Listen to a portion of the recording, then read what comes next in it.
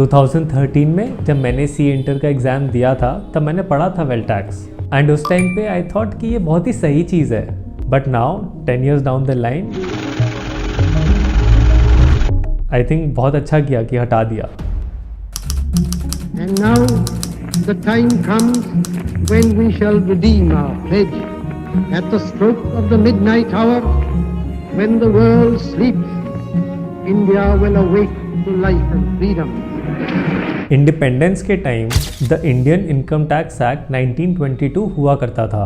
ये एक progressive taxation model था जहाँ पे जो इंसान जितना वेल्दी है उस पर ज़्यादा टैक्स लगता था। बट इंडिया के डायरेक्ट टैक्स सिस्टम में कई प्रॉब्लम्स थी जिनकी वजह से हैवी टैक्स एवेजन होता था, और यही देखते हुए गवर्नमेंट ने 1955 में सेटअप करी कैल्डर कमेटी, जिसका काम था टैक्स सिस्टम में रिफॉर्म्स लाने का, उसे रैशनलाइज करने का। इस कमेटी ने सिस्टम को ऑब्जर्व करा, उसे अच्छे से देखा और फिर उसके हिसाब से अपने सजेशंस दिए। इन्हीं सजेशंस को देखते हुए गवर्नमेंट ने 1957 में इंट्रोड्यूस किया the wealth tax act. Wealth tax act बहुत ही सिंपल चीज़ कहता था कि भाई आप हर साल 31 मार्च को अपने एसेट्स की नेट रियलाइजेबल वैल्यू निकाल लो, और कोई लोन है तो वो माइनस कर दो, एंड अगर वैल्यू 50 लाख से ज़्यादा है देन उसका 0.25% पे करो एज वेल्थ टैक्स। एंड ये चीज़ आपको हर साल करनी है। बट ये वेल्थ टैक्स पेपर पे जितना सही लगता था उसकी इम्प्लीमेंटेशन उतनी ही खराब थी। इसमें पहली सबसे बड़ी प्रॉब्लम ये थी कि ये था तो progressive tax system. I drive a Mercedes, I have a BMW, I fool around with a Porsche and a Maserati occasionally. पर हैवी टैक्स इम्पोज किया जा रहा था on even moderately high levels of income which led to tax evasion. जब ये wealth tax 1957 में आया था तब भाई साथ में 3 और टैक्स आए थे, gift tax, inherent tax and expenditure tax. और कमाल की बात यह है कि capital gain tax already exist करता था उस टाइम, और ऊपर से एस्टेट ड्यूटी भी लगती थी। तो इतने सारे टैक्सेस जब आप लगाओगे तो पब्लिक उसे परसीव करती थी एज अनफेयर, और इसीलिए लोग टैक्सेस नहीं पे करना चाहते थे। और ये हर साल जो वैल्यूएशन करनी होती थी इसमें एक तो बहुत टाइम लगता था कॉम्प्लेक्स कैलकुलेशंस की वजह से, एंड ऑब्वियसली वैल्यूएशंस डिफर करती हैं तो उसकी वजह से कोर्ट केसेस भी बहुत होते थे। और इन सारी प्रॉब्लम्स को फिक्स करने के लिए फाइनली 1991 में गवर्नमेंट ने मेजर चेंजेस किए वेल्थ टैक्स में।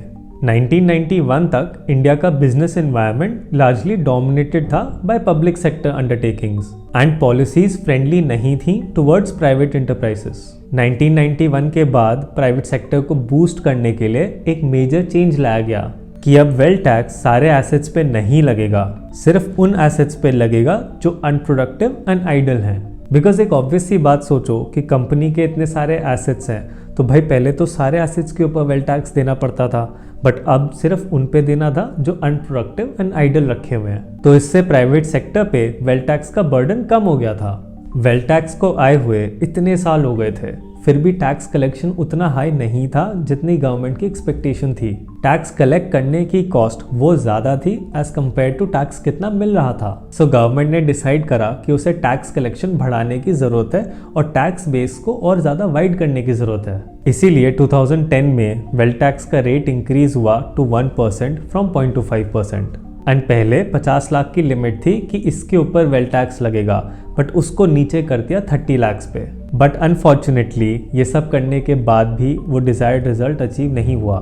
इंडिया में बिलियनर्स तो बहुत तेजी से बढ़ रहे थे, पर टैक्स कलेक्शन उतनी तेजी से नहीं बढ़ रहा था। और finally I have therefore decided to abolish wealth tax and replace it।